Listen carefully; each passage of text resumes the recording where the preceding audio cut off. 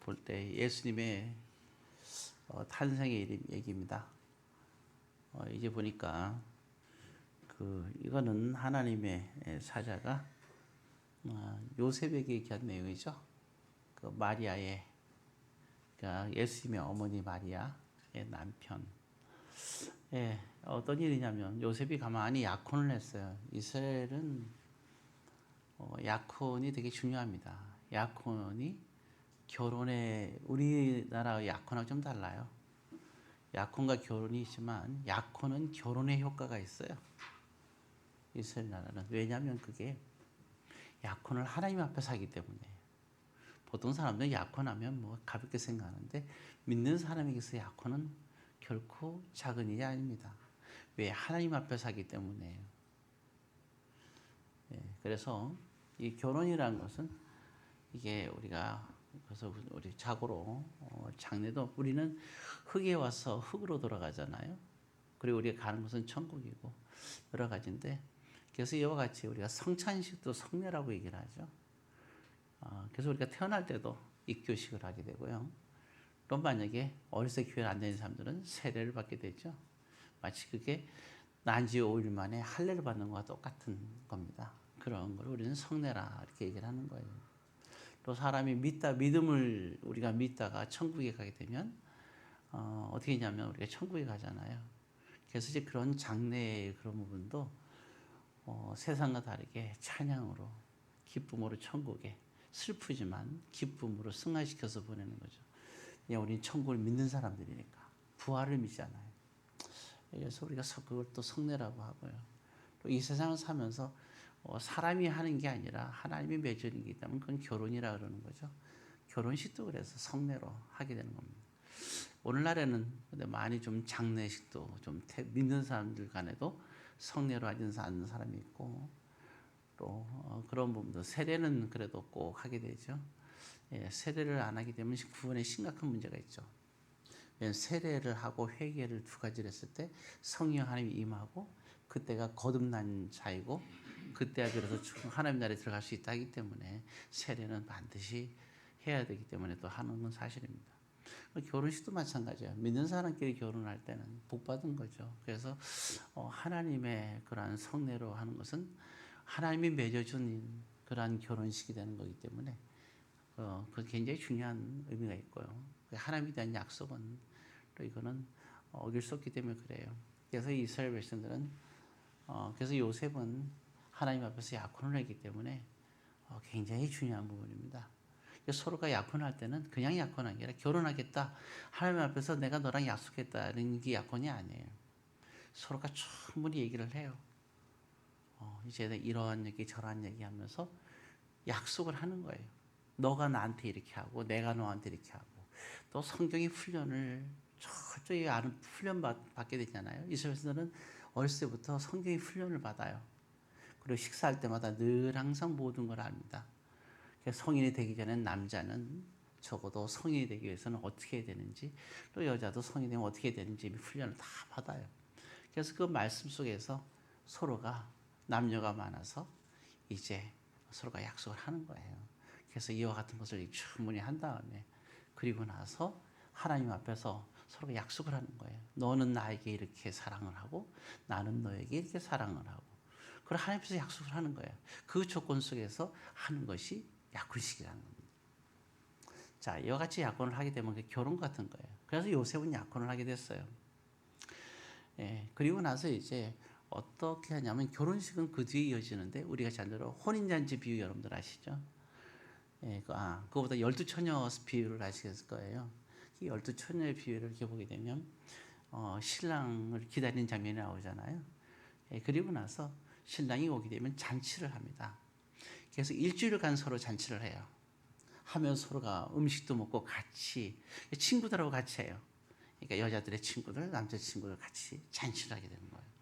잔치를 한 다음에 일주일간 이렇게 마구 하면서 서로를 알아가는 거예요. 서로가 약혼해서 약속했던 게 있잖아요. 그래서 일주일 동안 서로를 갖다가 서로가 대화를 하고 같이 이렇게 지내면서 두 사람만 보는 게 아니라 친구들도 같이 서로가 보는 거예요. 그래서 마지막 날 혼인잔치는 그래서요 이게 마지막 날이 중요해요. 왜냐하면 혼인잔치에서 마지막 날 친구들의 얘기를 충분히 보는 거예요. 그 친구 보면 그 사람은 알 수 있잖아요. 그래서 잔치를 해서 꼭 친구들과 같이 만나봐서 서로를 지낸 다음에 그 사람에 대한 최종 결정을 내려서 저 사람이 나에 대한 약속을 지킬 수 있는지를, 또 그 사람이 나를 약속 지킬 수 있는지를 최종 결론해서 마지막 7일째 최종 결정을 둘이서 내려요. 그래서 마지막 날 서로 오케이 하면 그때 결혼식이 이루어지는 거예요. 그게 일주일간의 그러한 시간을 갖는데 상당히 이렇게 뜻깊게 이스라엘 백성들은 그렇게 결혼식을 가졌어요. 어찌됐든 그래서 최종 결정을 해서 후회 없는 최소한의 그런 부분을 갖는 거죠. 자, 그런데 오늘 요셉은 어느 과정에 있었냐? 약혼의 한식을 한 과정이 있었던 거예요. 우리 아들이 요셉도 참 믿음이 훌륭한 사람이고 마리아도 훌륭한 사람이에요. 저는 우리 믿음의 사람들이 또다시 결혼을 하게 되면 성례로서 결혼하기를 권장을 합니다. 물론 그렇게 하지 않는다면 어쩔 수는 없겠지만, 그러나 우리 신앙 사람에서는 성례로 하는 것이 곧 교회를 위한 것이 아니라 여러분들 자신들을 위해서 하나님 앞에서 굉장히 유익하다는 생각이 들어요. 자, 어쨌든 근데 이제 이게 가만히 보니까 하나님 앞에 약속을 했단 말이에요. 자, 아까 얘기했죠. 약혼할 때 서로가 지키는 게 있다 그랬잖아요. 물론 그 중에서는 여러 가지가 있겠죠. 이제 보게 되면 우리가 결혼하게 되면 너는 딴 여자한테 눈 돌리지 말고 이런 게 있잖아요. 또 너는 딴 이게 남자한테 돌리지 말고 딱 이렇게 약속했는데 요셉이 딱 보니까 무슨 일이 생겼어요? 마리아가 약속을 어긴 거예요. 약혼식 때 한 약속을 어긴 거예요. 하나님 앞에서 약속을 했잖아요, 서로가 서원으로. 그런데 이걸 깨야 될 상황밖에 안 되는 거예요. 왜냐하면 마리아가 약속을 어겼어요. 뭡니까? 배우가 임신을 한 거예요. 그럼 요셉 입장에서 어떻게 돼요? 임신이 그냥 되나요? 모르겠잖아요. 아니 때 굴뚝에 뭐가 난다 얘기하잖아요. 어떻게 임신이 되겠어요? 요셉이 이건 아니지. 그러니까 서로가 약속이 깨진 거죠. 그래서 이게 중요한 거예요. 깼기 때문에 이 약혼은 무효가 되는 거예요. 그래서 오늘 본문에 보면 요셉이 어떻게 했어요? 이제 마리아에게 이제는 약혼을 이제 청혼을 이제 깨뜨리는 장면이 나옵니다. 그 얘기 나오는 거예요. 그럴 때 깨고 딱 마음 먹었는데 그때 막 마음을 먹고 이제 모든 것을 결정내리고 하는 순간, 오늘 여기 본문에 보면서 주의 사자가 그때 찾아왔다 이렇게 얘기했거든요. 찾아와서 뭐라고 얘기하느냐? 오늘 얘기할 때 처녀가 잉태하여서 아들을 낳게 된 얘기를 하는 거예요. 그 사건을 얘기해 주는 거예요. 마리아가 잉태한 것은 성령으로 잉태됐다. 하나님께서 말씀하시니까 믿어야죠. 혹시 누군가가 그렇게 얘기하면 믿지 마세요. 오늘 여기는 하나님이 얘기하니까 믿는 거예요. 사람의 말을 어떻게 믿습니까? 하나님께서 얘기하시니까 믿을 수밖에 없죠. 요셉이. 안 그래? 그래서 말하기를 아이가 태어날 때인데 그의 이름을 예수라고 해라. 이렇게 얘기를 한 거예요. 그러면서 그는 임마누엘이라 하리라 이렇게 얘기를 한 거예요. 그때 임마누엘은 얘기가 하는데 그럼 번역하면 이렇게 나오죠. 이제 마태가 기록하면서 번역하면 임마누엘 뜻으로 얘기하는 거잖아요. 하나님이 함께 하신다 이런 얘기입니다. 자, 그래서 이게 결혼의 얼마나 중요성, 약혼의 중요성을 때 우리가 말씀을 나눈 거예요. 자, 그리고 나서 자 이제 이때 볼 때 우리가 생각할 때 여기서 임마누엘의 말이 나오는데 임마누엘을 여러분들은 어떤 뜻을 알고 있나요? 함께 한다? 뭐가요? 이 뜻을 우리는 정확하게 알아야 됩니다. 원래 이 임마누엘이 그러면 어디서 나온 거냐? 이사야서에 나온 말씀이죠. 7장에. 자, 이 배경을 얘기하게 되면 자, 지금부터는 이사야서를 여러분들이 좀 펴셔야 됩니다. 빨리 펴시는 분들은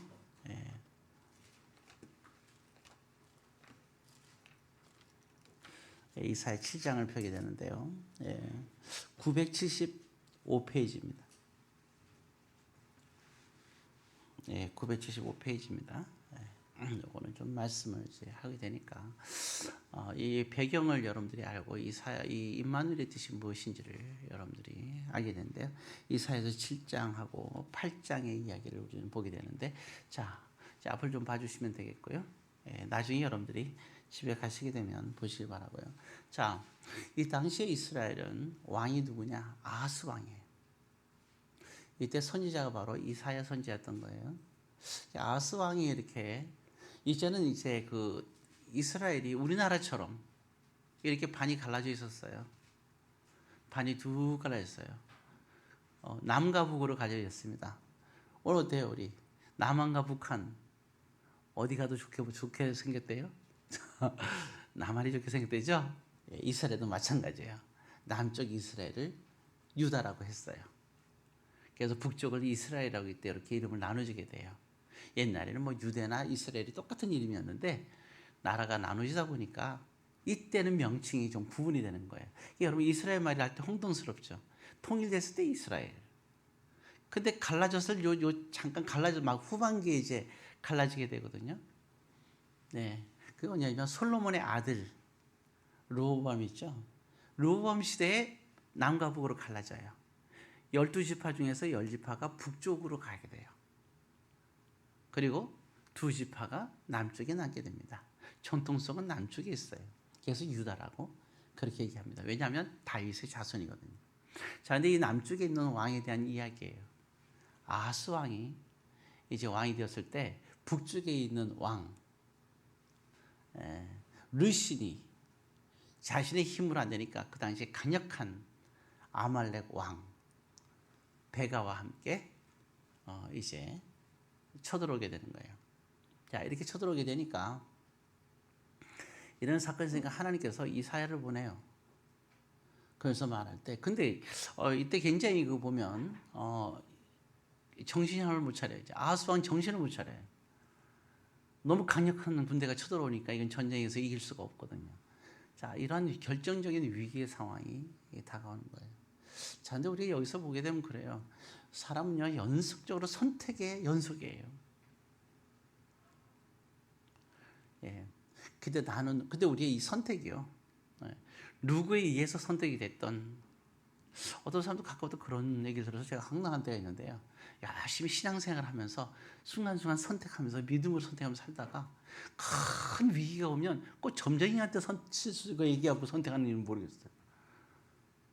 평상시에 믿음이 좋은 사람을 통해서 말씀을 통해서 선택을 하다가 큰 위기가 오면 꼭 믿지 않는 무슨 친척이나 가족이나 꼭 믿음이 약한 사람들한테 얘기 들어서 선택한 이유가 뭔지 모르겠어요. 소중한 어떤 가장 중요한 것일수록 믿음의 사람한테 해야 되고 평상시에 신앙생활 같이 했던 사람을 통해서 멘토를 통해서 결정을 해야 되는 거 아니에요?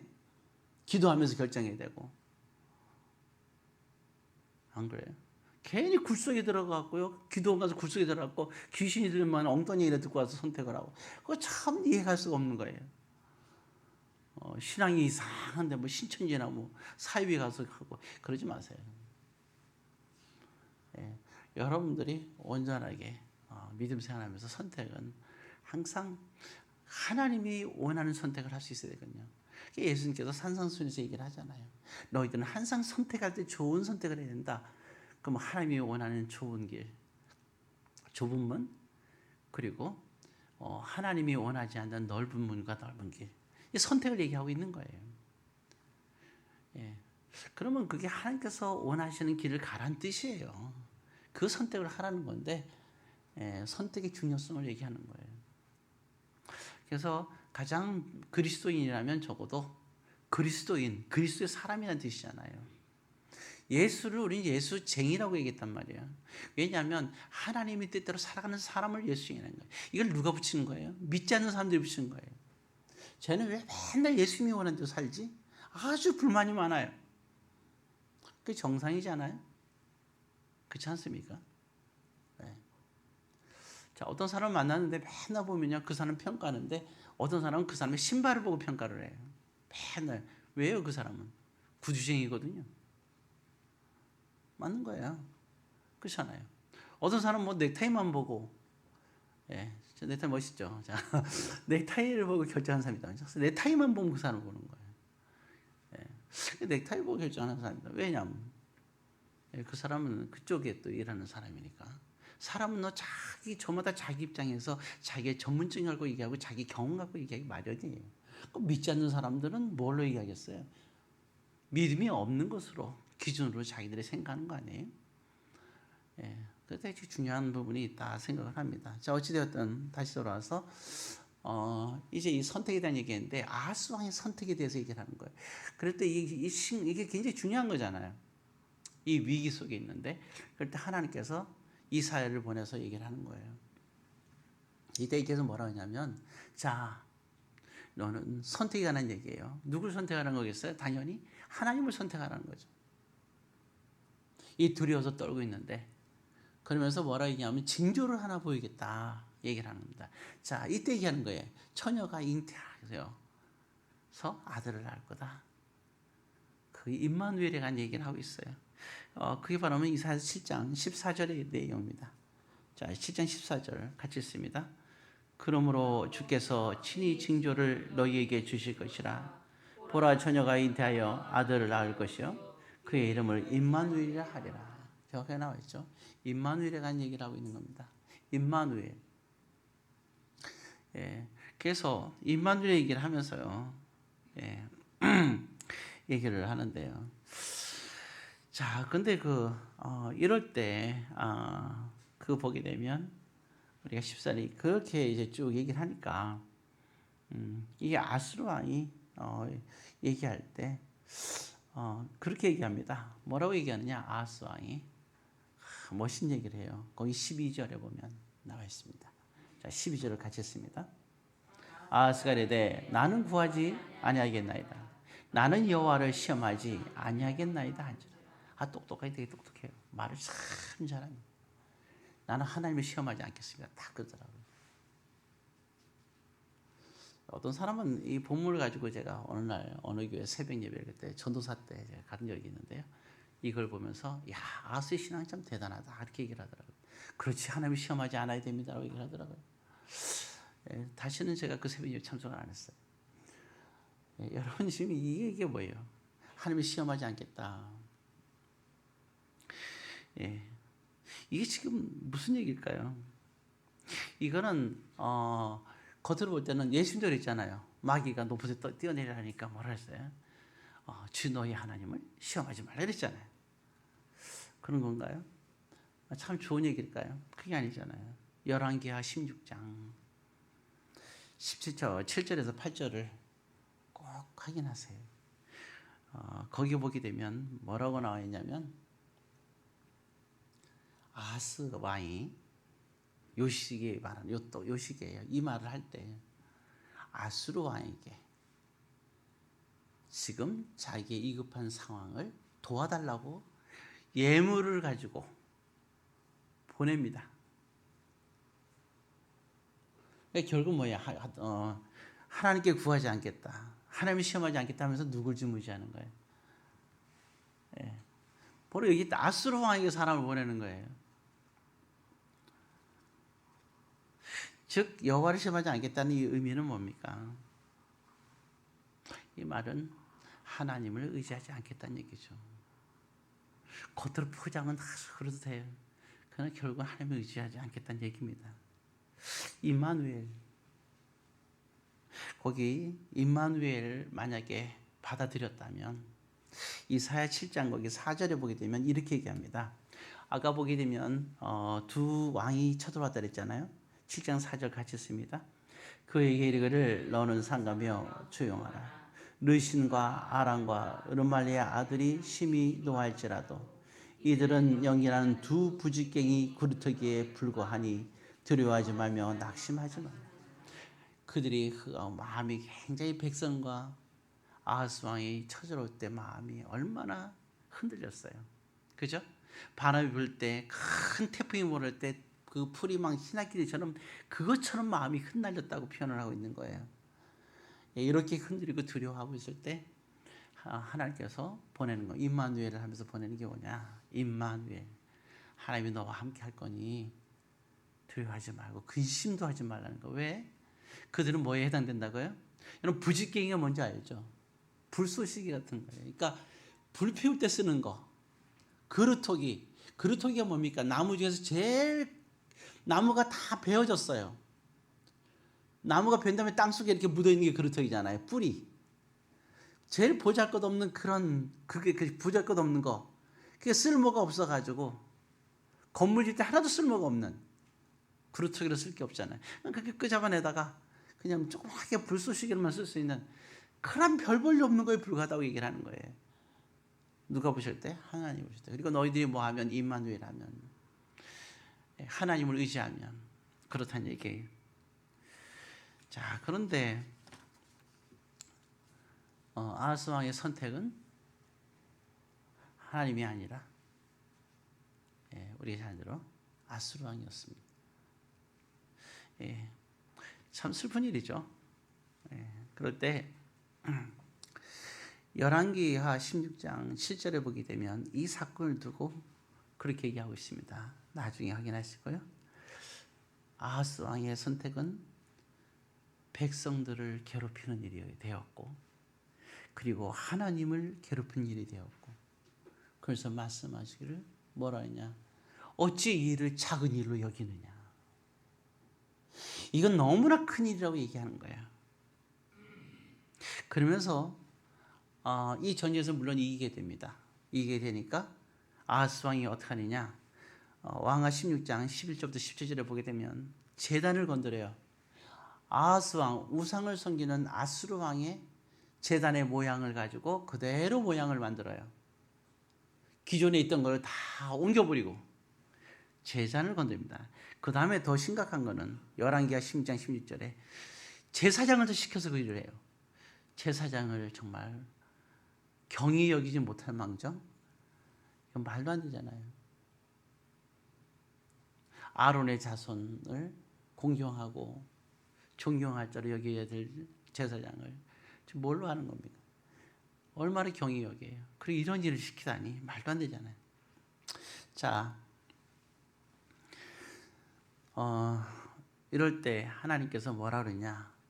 이게 작은 일이 아니에요. 이사야서 8장 6절에 이렇게 얘기합니다. 자, 8장 6절을 잠깐 같이 읽습니다.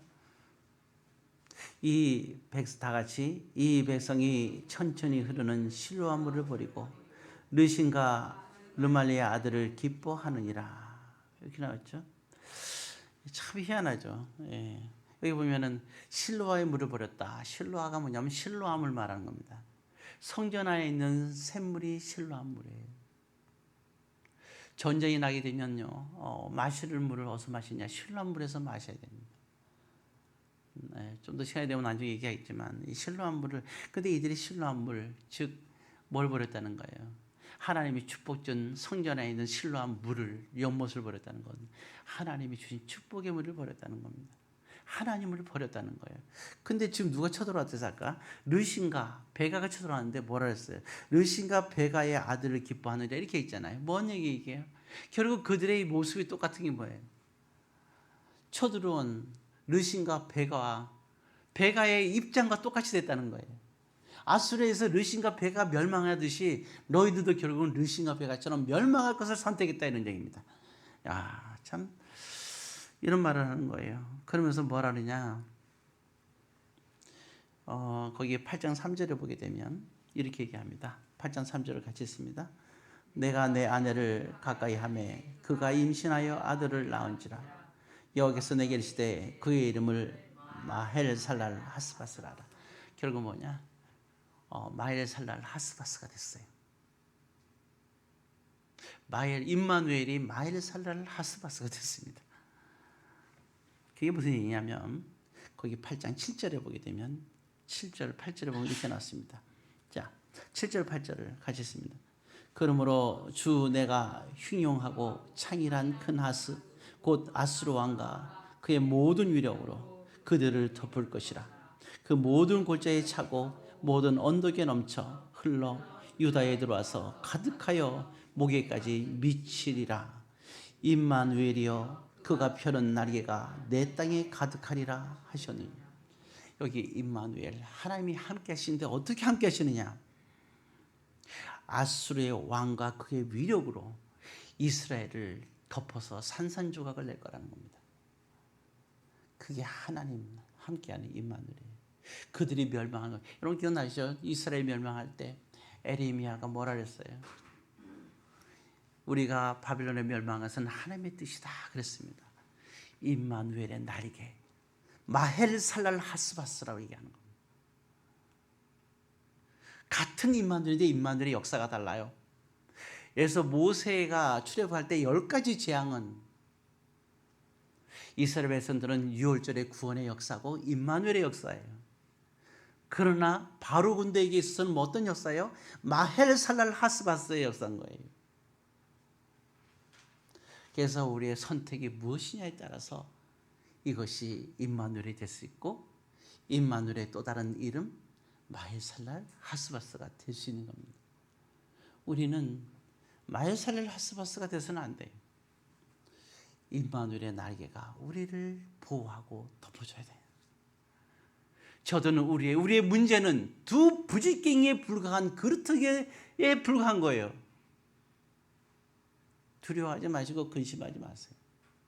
그리고 하나님을 의지하세요. 임마누엘, 그의 이름을 임마누엘이라 하리라. 예수 그리스도의 보혈의 피가 우리의 임마누엘이 되는 거예요.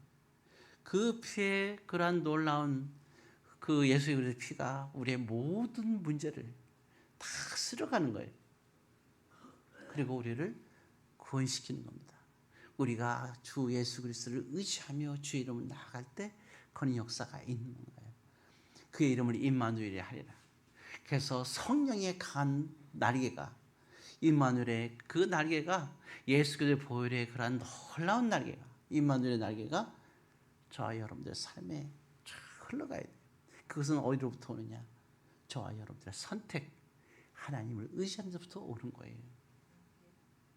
요셉은 어떤 사람입니까? 마리아는 어떤 사람이에요? 예, 그렇게 하겠습니다. 성령으로 잉태할 텐데 하겠느냐? 예, 하겠습니다. 네 여인은 따르게 임신한 것이 아니고 성령으로 잉태된 것이야. 그걸 네가 받아들이겠느냐? 예, 받아들이겠습니다. 선택을 해요. 오늘 저와 여러분들에게도 어떤 문제가 있어요. 자, 사람을 의지할 것이냐? 하나님을 의지할 것이냐? 나는 주님이 원하신 것으로 나는 선택하며 삶을 살겠느냐? 나는 아니면 그것이 아닌 나는 또 다른 길을 선택하며 살아가겠는가? 이 작은 것으로 여기는 것이 중요한. 여러분 작은 걸로 여기지 마세요. 이 작은 것이 아하스에게는 마헬살랄 하스바스가 되는 거예요. 작은 것은 작은 것이 아니에요. 그 하나의 작은 것이 누룩이 돼서 우리 모든 우리의 삶을 덮어버리고 우리에게는 정말 우리가 원하지 않는 그런 일이 벌어지는 겁니다.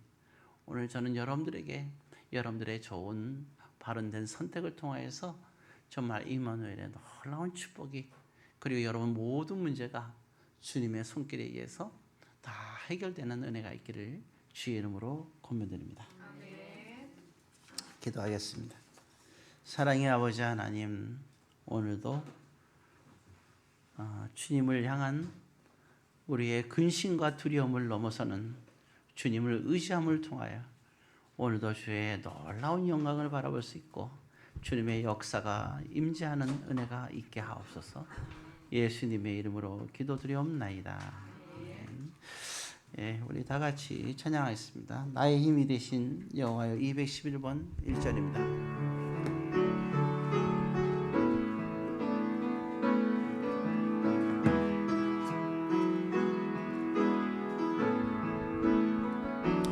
나의 힘이 되신 여호와여,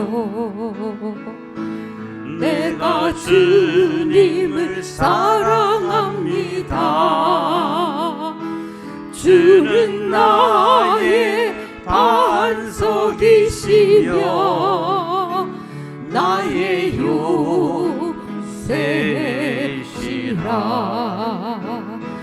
주는 나를 건지시는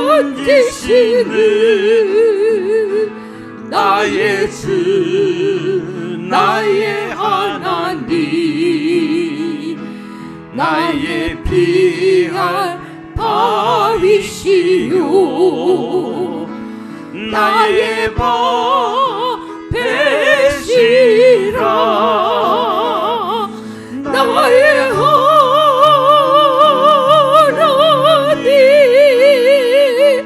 나의 하나님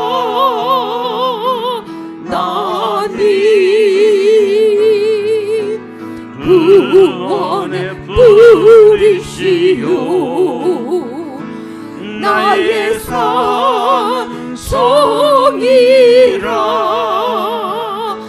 나의 하나님